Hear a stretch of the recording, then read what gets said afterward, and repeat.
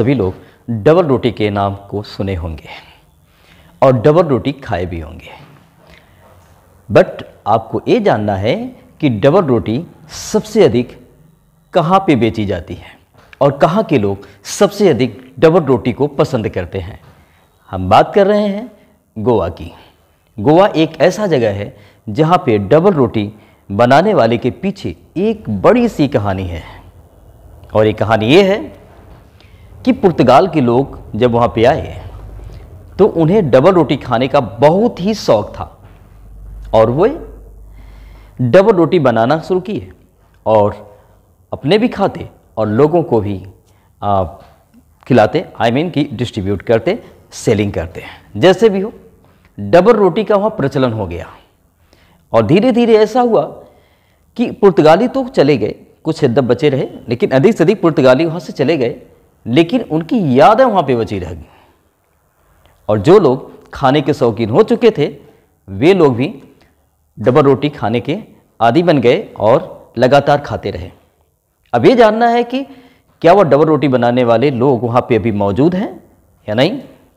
बिल्कुल कम सी बात है कि वह डबल रोटी बनाने वाले आज भी मौजूद हैं। उनकी भट्टियाँ, उनके सांचे और बनाने वाले लोग यद्यप वे तो नहीं रहे, लेकिन उनके बेटे जरूर हैं जो अपने पारिवारिक उस प्रोफेशन को कायम रखे हैं। कह सकते हैं कि पुर्तगाल में डबल रोटी बनाने वाला अर्थात जो बेकर होता है उसको हम पेडर के नाम से जानते हैं। वह क्या करता है, एक बड़ी सी टोकरी सर पे लिए रहता और हाथ में एक बांस के डंडे को उस पर कुछ बाजने वाली आवाज घंटी रख देता या बांधे रहता, कह सकते हैं घुंघरू भी हो सकता। तो जब वो चलता तो लाठी को जमीन पे ऐसे ठक ठक मारता तो ठड ठड की आवाज़, और जब वो मारता तो वहाँ पे घुंघरू जैसे कुछ बांधे रहता लाठी में, तो वहाँ पे झिंग झिंग की आवाज़ अर्थात झन झन की आवाज़ होती। यह मानो इशारा था सभी लोगों के लिए कि पेडर आ गया, मतलब बेकर आ गया।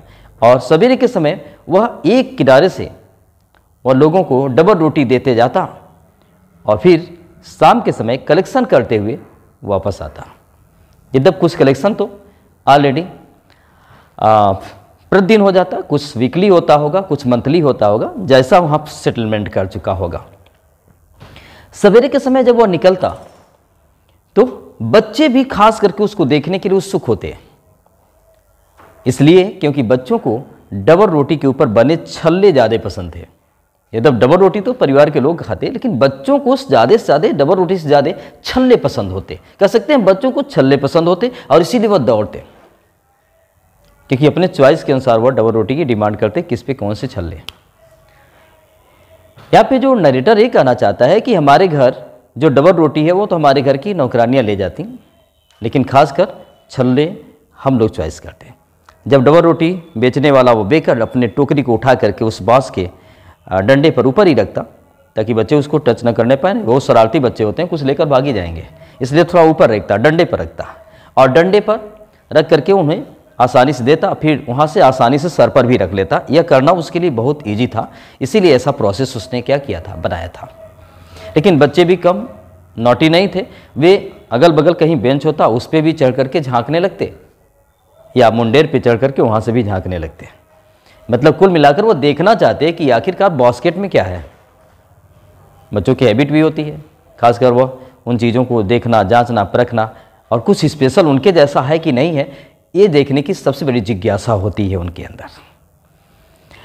और इस प्रकार से कह सकते हैं कि डबल रोटी गोवा में इतना प्रचलित हो गया कि आज के समय में यद्यप नहीं कहा जा सकता कि उतना है, लेकिन फिर भी अन्य जगहों की अपेक्षा वहाँ पे डबल रोटी खाने, उसके तरह तरह के व्यंजन तैयार करने का प्रचलन आज भी सर्वाधिक है।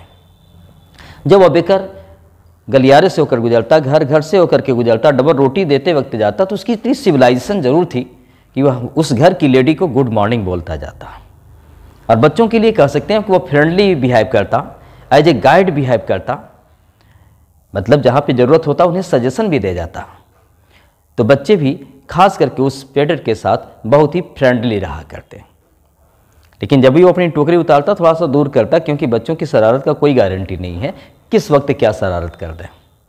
अब यहाँ पे क्या है वो कहना चाहता है कि डबल रोटी खाने के लिए, सुबह सुबह डबल रोटी खाने के लिए बच्चों को कोई ज़रूरी नहीं कि ब्रश करें, टूथब्रश कौन करने जाए। सोचता है, नाटक करता है, कौन करने जाए, कौन जा करके जो है पत्ती को तोड़े फिर उसका टूथब्रश बनाए, इतना बर्डन कौन लेने जाएगा, इतना टाइम वेस्ट करने कौन जाएगा। वैसे टाइगर भी तो सोचता है, टाइगर भी तो ब्रश नहीं करते, भला हमें क्या ज़रूरत पड़ गई ब्रश करने की।